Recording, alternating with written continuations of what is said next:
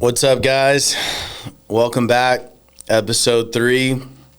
Hope you had a chance to watch the first 2 episodes. Quick recap. The first one was just kind of bringing you into why I started the podcast and some, kind of the why and where we're going with this. And then episode 2, I broke down my testimony, pulled back the curtain, and just got super vulnerable and took you guys into pretty much the highlights of my life, the low points, some of the high points, but pretty much the low points, like points of failure. And that was hard to get that vulnerable and take you guys into my story. But again, that's one of the purposes of this podcast is I'm committed to be vulnerable. I'm committed to be authentic and honest and take you guys into the behind the scenes of my life with the intention to empower you guys, to encourage you guys, and to lift you up. And anyone I bring on here, that will be the requirement for them as well. Like any story work that happens on here, we're going to keep it real. We're going to take the mask off, and we're going to be honest, and we're going to show up. So episode 3, I sat with, where should I go today? After going that deep in the last episode, and I feel like today I need to take you guys into some framework that I've applied over the last 3 years. So you now know about some of these failures I've had, some of the issues that have held me back as a man, even though I had all this external success, these internal things that I knew were really steering and controlling my life. So how have I changed? Or what am I doing now to walk in this change? So today I want to bring you guys into the framework that I have applied to my life and then I'm currently applying to my life to hopefully empower you guys and give you something today that you can take away and be like, man, that spoke to me, and that's a starting point that you can have. And I want to make it real clear. These aren't things that I've done and now I'm at this arrival point. These are things that I've done that have pivoted me in a direction of health, spiritually, emotionally, physically, and mentally, because all those pieces matter.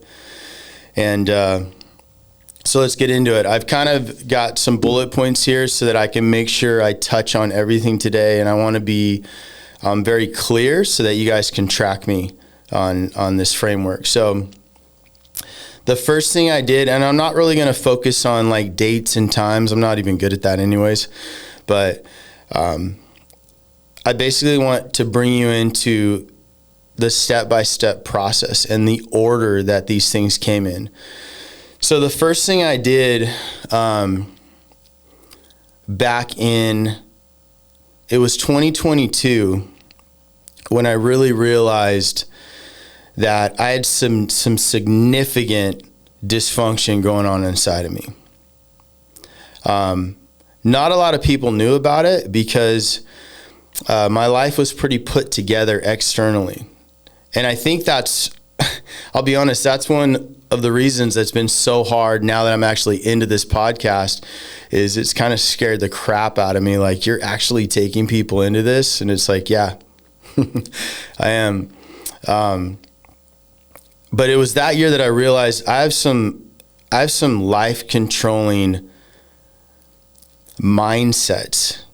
It wasn't necessarily a lot of habits, but it was more these mindsets that were steering my reactions, my inability to connect properly with my wife, limiting the deeper connection that I truly wanted with my kids. It was cutting in on my inability to trust people, whether it was people that worked for me or friends in my life. it was just, no matter how hard I tried to think myself into different thoughts, like, no, Jeremy, like, do this. It's something deeper inside of me was overriding that. You guys might have heard this before, but I reference it, and I didn't come up with this. It's this metaphor is out there. It's like if you had a computer, there's hardware that you can't change, but software you can. And it's like every morning when I booted up, so to speak, I had this software that was just like on autopilot. It would just boot up, and it would steer how my day went. No matter, again, how hard in my mind I said, don't do that, don't react like that, don't think like that. There was these deeper things just overriding that. So this is the process I want to take you guys in today, and like how have I changed, or how am I working on changing that automatic boot up process each morning that all of us have? Like, where do your thoughts initially go? Where do your thoughts go during the day? Like, when something challenging happens during the day, like, what's your reaction? What's your automatic reaction? And because these are things that we can change. The hardware about us, we can't change. Like, I got blonde hair. Well, I used to. Now it's somewhat gray. But these are things you can't change. We look how we look as far as, the color of our skin and the color of our eyes. We can change, like, our physique. But some of these things we can't change. Those are set in place. But this entire theme of this podcast is like, you can change your emotional state, your mental state, your spiritual state, and 99% of the time, your health state. You can change these things. So do you want to change? Do you want to be a better version? If you don't, you're probably not even watching right now. But I would assume if you're watching, you're that person that says, yeah, I want more from my life. I want to change. And before I even start, I want to look you dead in the eyes and tell you that you can change. You don't have to accept this version of yourself that you don't like. But there's a specific path of what that looks like. So let's get into the framework of what minds look like and how you could take from some of this today and apply it to your own life. So the first thing I did was, as you guys know from episode 2, I'm a person of faith. Like, I believe that Jesus died on the cross for my sins. I'm a believer. I like to even call myself that over a Christian. I am a believer. I believe in it. I believe that Jesus was God in flesh. I believe that he did walk this earth. And I believe that the power of the cross creates an inner freedom that overrides any sense of freedom you'll ever have in your life. I believe that. And that gripped my life when I was 18, as you've heard from episode 2.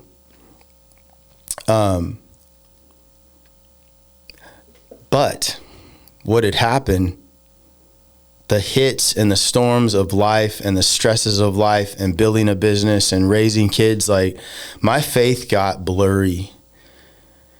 Or actually, let me say, it's not that my faith got blurry as far as like I questioned whether I believe, but I had moved out of a place where I was inviting God into my everyday life. Like, my passion, I had let fear and mistrust and all these things kind of override my ability to tap into God each day and be like, God, I want you to be a part of my day. Like, I want wisdom. I want you to guide me. And I had known what it's like to live in that when I was younger. And it's cool. In the Bible, there's a parable of the 4 soils. And I just want to reference it real quick because one of the soils, and it's a metaphor of like, how we'll go through seasons of our life where God's trying to do things in your life and he's trying to work in your life, but there's so many weeds, so to speak, and weeds are defined as the worries and the cares of this world and the stressors of life. And those things come and they choke out what God wants to do in your life. We get so consumed with the worries and the stresses and the cares of this life, and it deceives us to think that we need to be hyper focused on all these things rather than bring God into these things and allow him to give us wisdom and allow him to guide us on how to walk through some of these stressors. So I hope you guys are tracking me with that, on how I had allowed these cares and these concerns and these fears in my life to become weeds, and they were choking out my ability to have God be a part of my day. And again, I had known what that was like in a season of my life, and I had benefited from that. So moving out of that and moving away from that, not because I wanted to, but again, just the stress and the worries and the cares were pulling me out of that. It just took me into a very dark season in my inner man, where I was just kind of going through the motions. So the first step that I took was I wanted to rebuild that connection with God. So I hit the reset button with my relationship with God. And let me give you guys a little bit of another factor that had kind of pulled me away from just that close connection with God. I had been involved in church for a long time, but I had some church hurt happen and some stuff happen at church, which I allowed that to really affect me and pull me away from my purpose and what God wanted to do in my life. I allowed that hurt to just taint what God wanted to do in me. And it's like I couldn't separate the disappointment and the things that had happened in church from God. And I don't know if you can relate to that today, but if you can, I want to encourage you that God isn't church. Even though church is a place where we can go and connect with people, and church is a great thing, and I'm a part of an awesome church now in Ventura.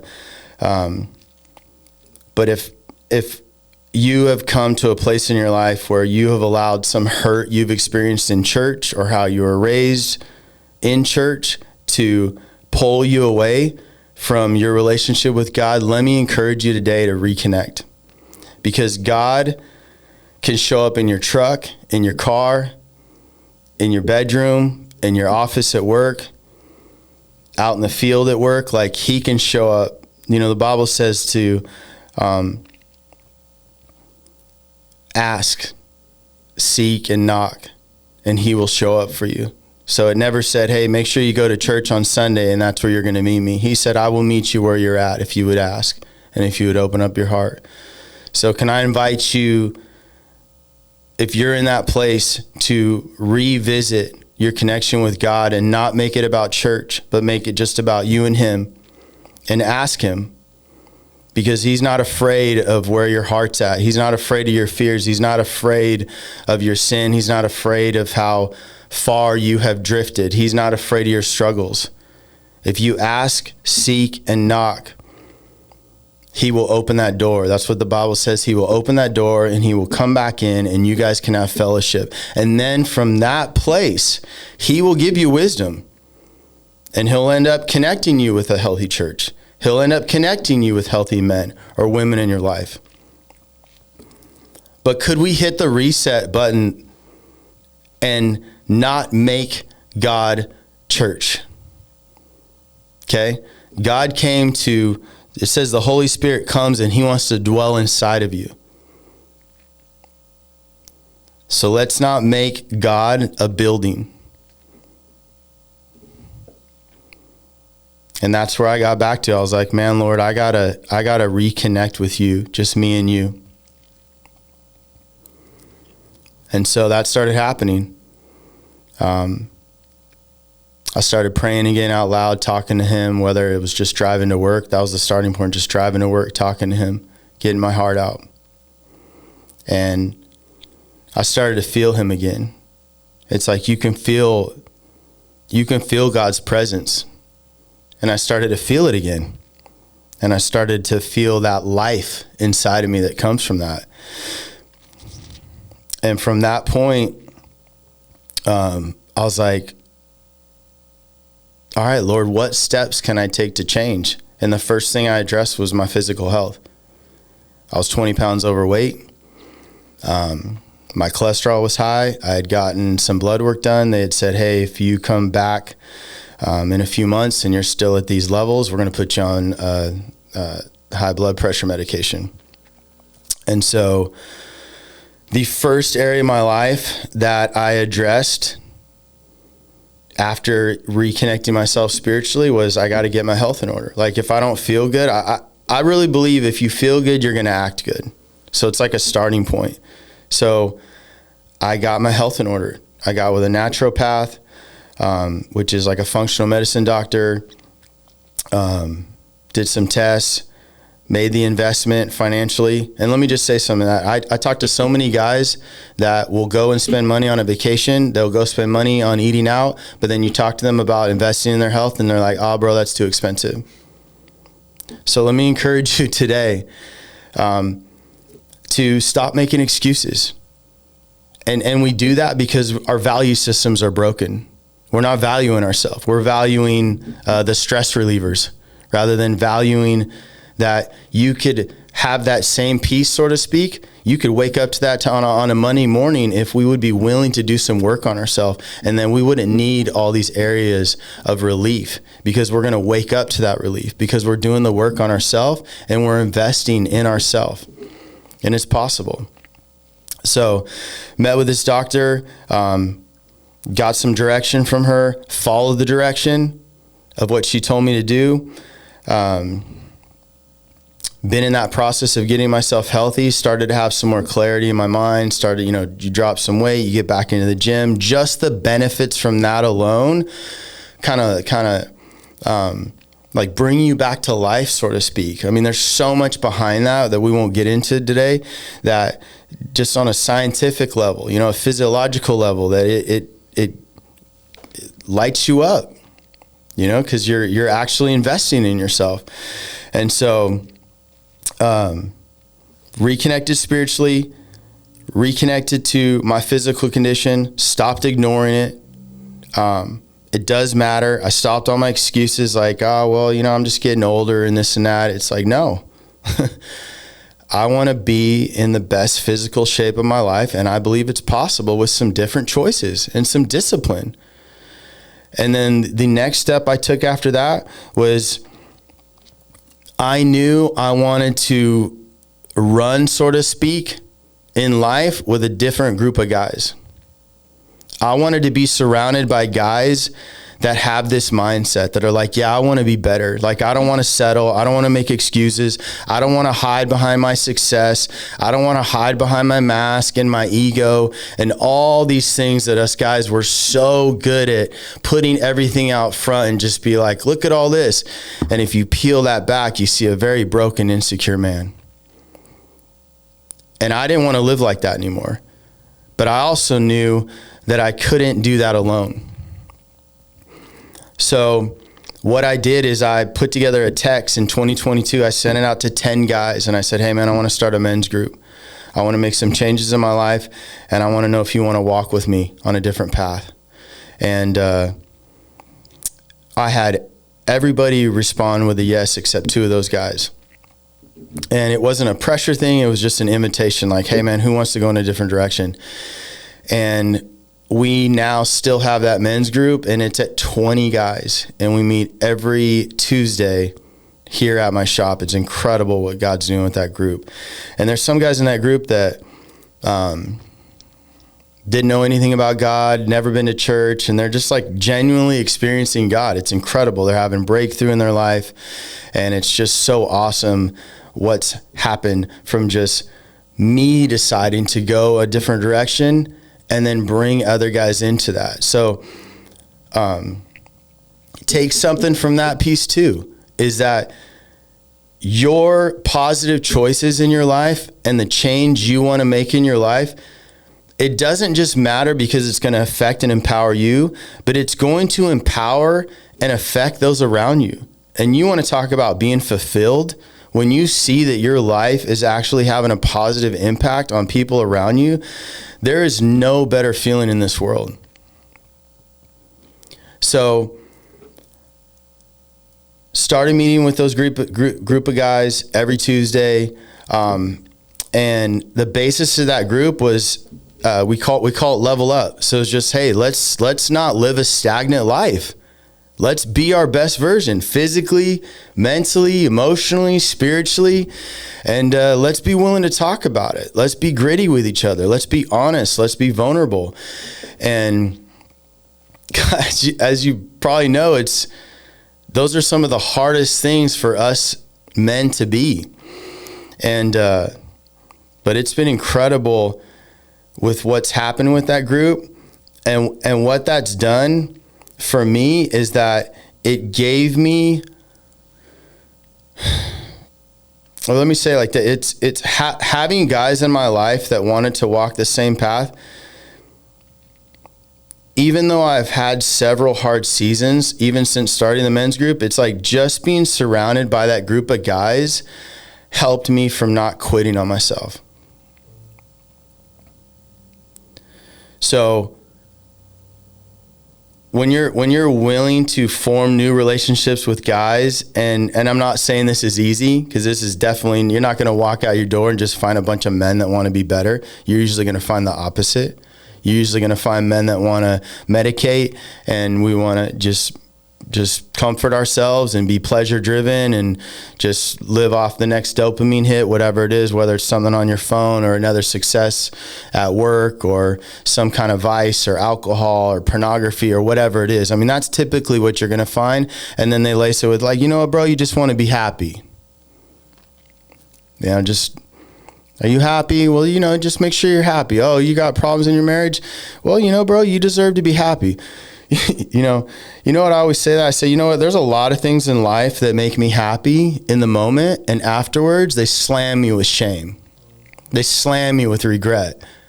So this whole journey I've been on for this last season of my life, my goal isn't to be happy. My goal is to have joy, which is way different. Joy is sustainable. Joy is backed and partnered with fulfillment.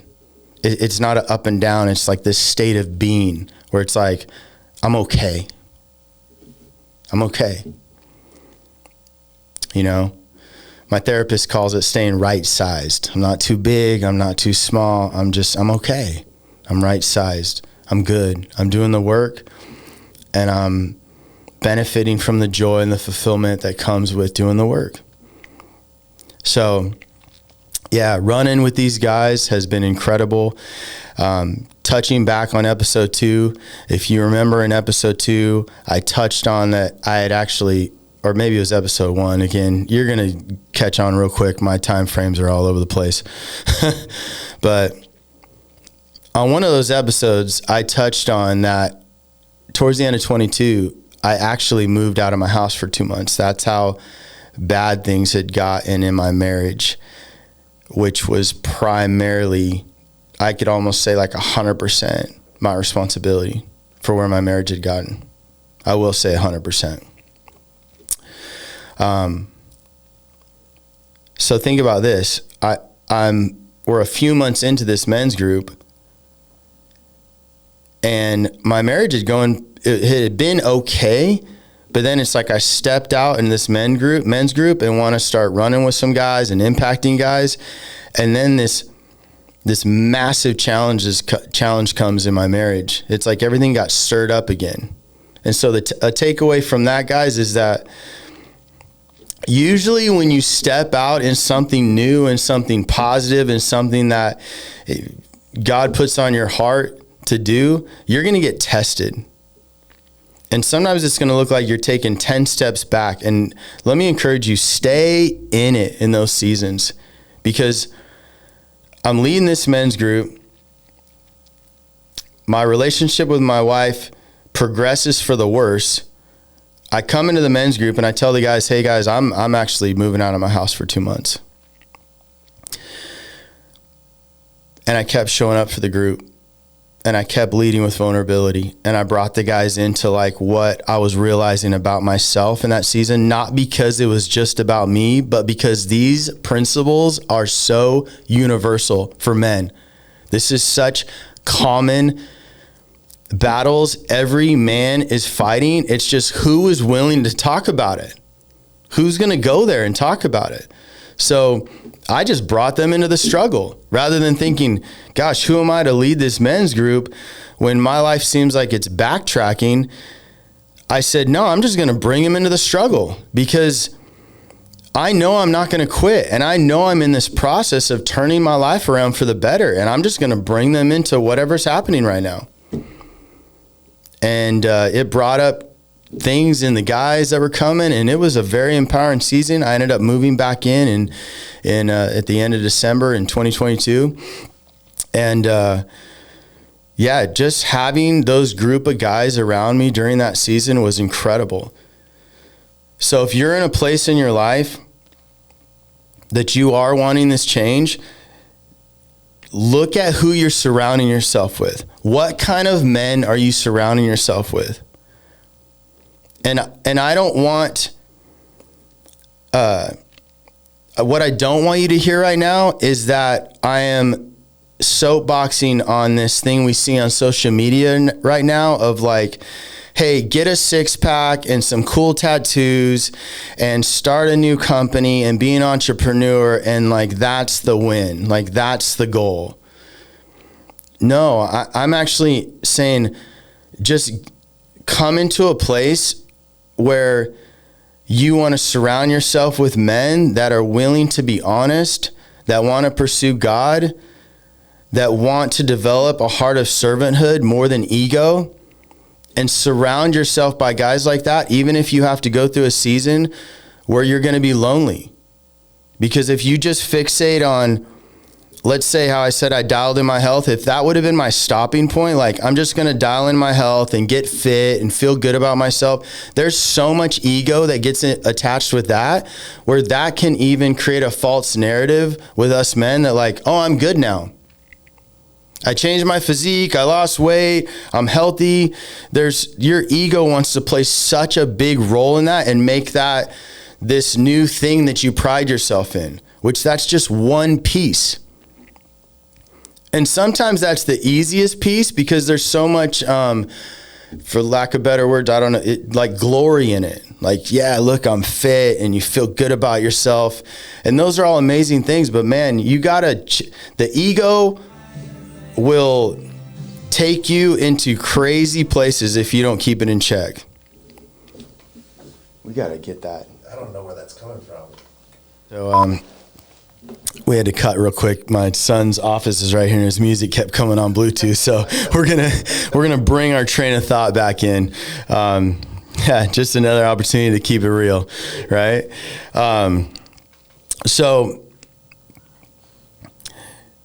Yeah, like I was saying, it's when you enter into a process of wanting to become a better man, I'm going to wrap that point up with, don't make your stopping point your physique. Make sure that you make the goal of getting fit emotionally, getting fit mentally, and not just getting fit physically. Because what I found is that when I got in shape physically, and again, there was so many cool benefits from that. But as soon as I dove in to wanting to get healthy emotionally, oh my gosh, you're taking the lid off something that your ego will do everything to put that lid back on, because it seems weak. I mean, it's what I'm battling with this podcast, like miking up and just sharing all this stuff. It's, even though I've been in this place behind the scenes, it's like I'm putting myself out there and bringing you guys into this space. And it'll be one of the hardest fights of your life, to lean in and actually listen to what's happening in your emotions and be gutsy enough to address them for the greater good. And what's the greater good? To be a better man, to be a better husband, to be a better man that's preparing yourself for a husband down the road, to be a man that doesn't objectify women, to be a man that doesn't just walk home or not walk home, but walk in the house and just expect everything to be done for you because you're so amazing, because you've worked all day and provided money, but actually a man that's like, wait, I want to provide something more than just money. I want to provide something more than financially. Because if that's the stopping point, guys, then I'm running first place, because I check that box. I have provided financially for my family, and I have nailed that since day one for the last 20 something years. That is not the goal. That's one of the pieces. And I'm not taking away from that piece. We should take a lot of pride in, if you're a man and you provide for your family, especially in this day and age, brother, salute. Because even that's becoming rare. Guys want to push that responsibility off on something else. So I respect if you're carrying that load, but don't let that be the stopping point. Be a man that wants to walk in the house, and instead of pride yourself in what you did all day and just think everybody needs to cater to your stress and your emotions, and the kids and the wife need to dance around you now because you need to be propped up because you're actually just insecure and emotionally broken, and your family, you look at it, they're basically your training wheels now to get you through the evening. And I'm not talking at you, I'm talking to myself. Like, this was my life. This is the way I walked in the house without even realizing it. So the emotional piece of this journey, it was the hardest process to get into, and it's still the hardest process to stay in. I mean, I literally, we're recording this on Wednesday. On Monday, I was like, I don't even want to launch the podcast. We're dropping the first episode tomorrow. I was like, I don't even want to do it. It's just wild where your mind and your thought process and your emotions will go. And so it's like, why do I say that? Because I just want to continue to bring you guys into, like, man, this is such a process. And the more we have the freedom to just show up and talk about it with the right people. I mean, I'm obviously showing up and talking about it to who knows who, but find somebody in your life that you can bring into this process that you trust. Find yourself a good group of guys, and typically it's going to start with just one. But usually if it's one person, then that's going to attract from there. So that was the third piece. And then the fourth piece was about a year ago, actually coming up June 8th, which is in a few days from now, it will be a year that I cut out alcohol. So again, this is not an episode on let's just rant about, make it about alcohol. Alcohol is a symptom for a lot of us, or actually drinking alcohol is usually a medication for a lot of us to cover up a deeper symptom. So that's really what my journey was, is that when I would drink on the weekends, and I wouldn't drink to get drunk or blacked out, no one actually even knew I had an issue, but it was my reason for drinking was to still cover up pain. and I needed an escape. I called it, just like a lot of people call it, I just want that really, decompress, just kind of de-stress, take the load off. And it had come to a point where I was pretty much grinding all week, checking all my boxes, doing all my other work that I've been talking to you guys about. And it was almost like I was coming into the weekend feeling entitled. Like, man, I've been doing all this work and I'm really working on myself. And, I'm going to go out to dinner and have a couple drinks. And then on Saturday, it's like, all right, where are we going to dinner and have another drink? And then Sunday afternoon drink.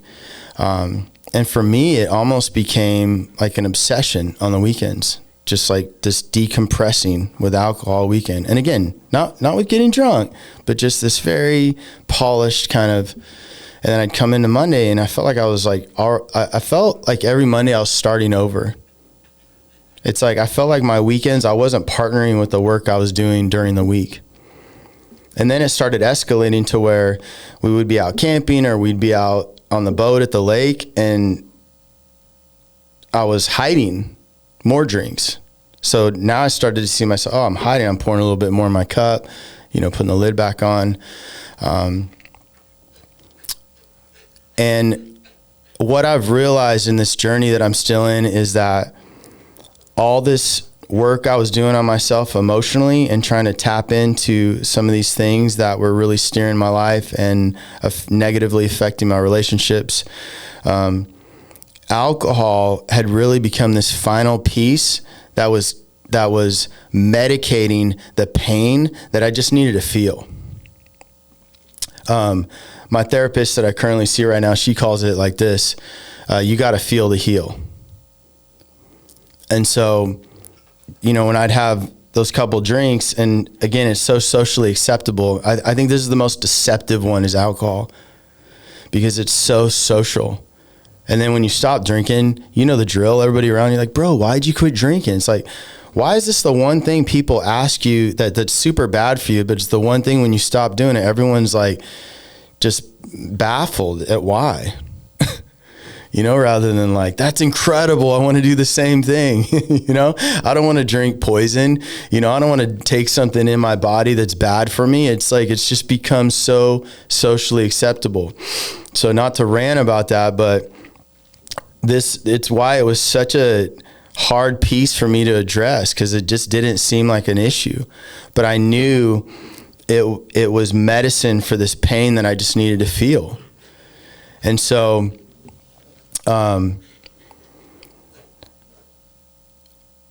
stopping drinking in June 8th, that is one thing I have a date on, 2024. I can legitimately say, or let me put it like this. It'd be like if you were running and let's say you had to start, like you were going to do a 100-yard sprint. Track me on this. You're going to do a 100-yard sprint. And you have a band wrapped around you that's latched on a pole behind you. And this band stretches and stretches, and there's a period during that run where like you don't even feel it, and then all of a sudden you get to this point and it just wham, just slams you back, and you're like, what is this? What is this thing pulling me back? It's like every time I feel like I'm getting traction, it just wham, pulls me back. That's the best way I can describe what was happening with alcohol, is that I was having all this traction, and I'd get to this certain point and it would just pull me back. And so as soon as I decided to get alcohol out of my life, and I'm like, I'm just going to feel. I'm going to just end my week and sit in my stress or whatever I feel coming off this week, and I'm going to learn how to deal with it and process it and meet that need in healthy ways. I'm going to learn how to show up in a social setting and not need that drink to actually have a good connection with my friends or laugh. I barely laughed unless I had a drink. So I just was like, I'm going to cut this band, so to speak, that keeps bringing me back to this negative place in my life, so that I can just run and deal with the exhaustion or all these emotions that come with like when you're in this place that where you want to do a lot of work because you are determined to be your best version. And it's like the fight of my life. And so it has been absolutely amazing and painful at the same time this last year of just feeling stuff all the way back to before I was 14. You know, that's when I started abusing substances, but just going back and just feeling it and being okay to have a bad day. And you don't have to act out. I don't have to take it out on anybody. I don't have to react wrong. I can sit with it. I can feel it, and I can talk with the right person and process it. And it is so empowering. So if you have believed the lie that if you get honest about this undercurrent inside of you that is negative and that is harming you, like if you come to a place where you want to be honest about that, there's so much hope and there's so much power behind that. And that's a place of actual strength. So if you have bought into the lie that addressing that undercurrent is going to derail you, or you're not going to be able to show up for work properly, or it's just going to be too hard to go there, I want you to know it's actually going to be the most empowering thing you've ever done in your life. Because what you ignore is buried alive and it's still growing. So what if you decided to get brave and lean into those areas and be like, no, man, I want to go in deep and I want to get to the bottom of some of these things and some of this undercurrent in my life, because that's actually manly. That's actually masculine, because that will take me into my true power and my true strength and be who God truly created me to be, and not this false version of myself that I'm showing up and pretending to be. And it will be lonely, but you'll look around and you'll be like, oh, the right people are with me now.